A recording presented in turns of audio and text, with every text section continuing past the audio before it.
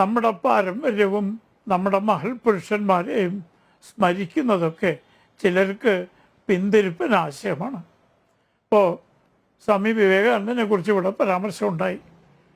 സ്വാമി വിവേകാനന്ദന് വേണ്ടി കന്യാകുമാരിയിൽ ഒരു പ്രത്യേക സ്മാരകം അല്ലെങ്കിൽ വിവേകാനന്ദ പാറ വിഭാവനം ചെയ്തപ്പോൾ എല്ലാ കോണുകളിൽ നിന്നും അതിന് ശക്തമായ എതിർപ്പുണ്ടായിരുന്നു.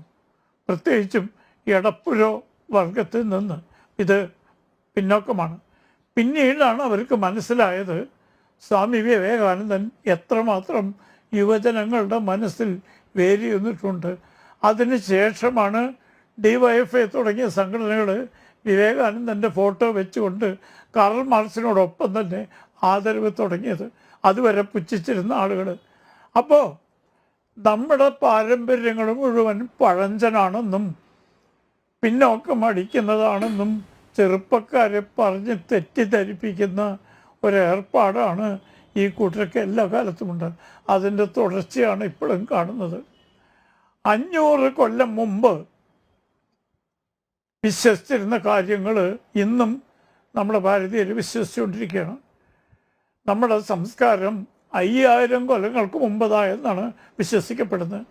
ആ മൂല്യങ്ങൾ ഇന്നും രാജ്യത്തിൻ്റെ പല ഭാഗത്തും ഇപ്പോഴും കാണുന്നുണ്ട്. അതുകൊണ്ട് 5000 കൊല്ലത്തേക്ക് രാജ്യത്തെ നയിക്കണമെന്ന് ആരെങ്കിലും പറഞ്ഞാൽ അവരുടെ വിഡ്ഢിത്തരത്തിനെ പറ്റി സഹതപിക്കല്ലാതെ എന്ത് ചെയ്യാനാണ്? കാറൽ മാർക്സ് ജനിക്കുന്നതിന് മുമ്പ് പരിത്രാണായ സാധൂനാം എന്ന് നമ്മുടെ ഗ്രന്ഥങ്ങളിലുണ്ടായിരുന്നു. കാറൽ മാർക്സിനെ പറ്റി ലോകം കേൾക്കുന്നതിന് മുമ്പ്. അത് ഈ വിഡ്ഢികൾ മനസ്സിലാക്കുന്നില്ല. ആ പാരമ്പര്യം രാജ്യത്തെ പുറകോട്ട് കൊണ്ടുപോവുകയല്ല, അംഗീകരിക്കുകയാണ് നമ്മുടെ മഹത്തായ പാരമ്പര്യം.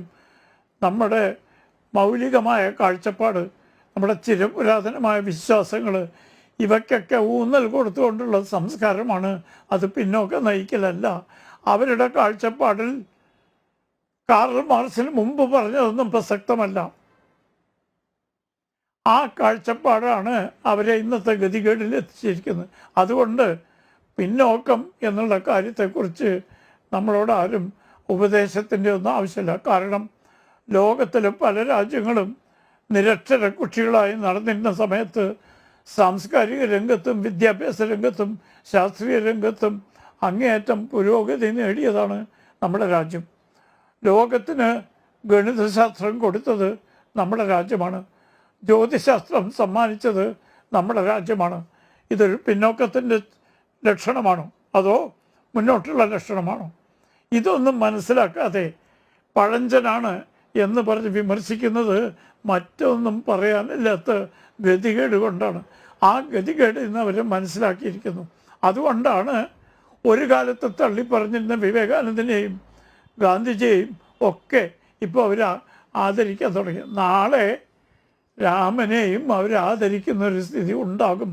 നിർബന്ധിതമായിട്ടും ചെയ്യേണ്ടി വരും. അന്ന് അവർക്ക് മനസ്സിലാകും ഞങ്ങൾ ചെയ്തിരുന്നവരൊക്കെ തെറ്റാണ്, ഈ രാജ്യത്തെ ഞങ്ങളെ സ്വീകരിക്കാൻ തയ്യാറില്ല. അതുകൊണ്ട് ഈ പഴഞ്ചൻ വാദം നമുക്ക് ചിരിച്ചുകൊണ്ട് പുച്ഛിച്ച് തള്ളാം.